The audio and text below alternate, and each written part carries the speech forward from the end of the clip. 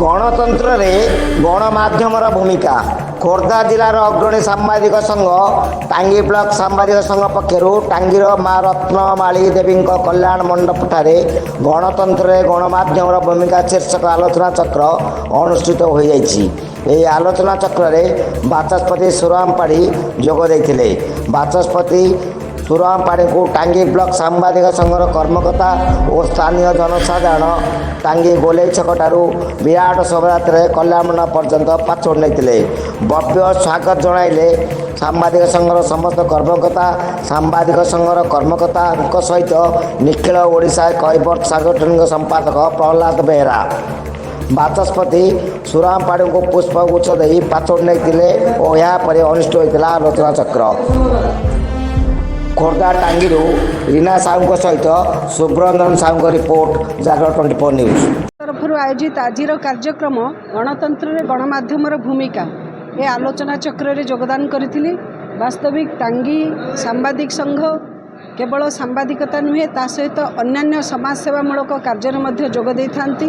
सांबादिकतार निजर तत्परता प्रकाश करिथांती। आजिर ए जो विषय रखिछंती सेतिपई मो वास्तविक तांको धन्यवाद दउची।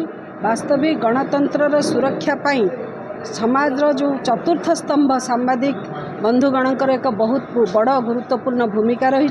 से बात्या बन्या आदि विपर्यय परिस्थिति सृष्टि हो किंबा शिक्षा दीक्षार अंचलर विकास कथार हो किंबा अंचलर समस्या समाधान हो यह अनुध्यान करने एवं यार समाधान निष्कर्ष बाहर करवा से समाज को जागृत करवा एभली जो गुरु दायित्व देइछंती मो समस्त सांबादिक बंधु मानक ए अवसर में अनेक अनेक धन्यवाद दूची।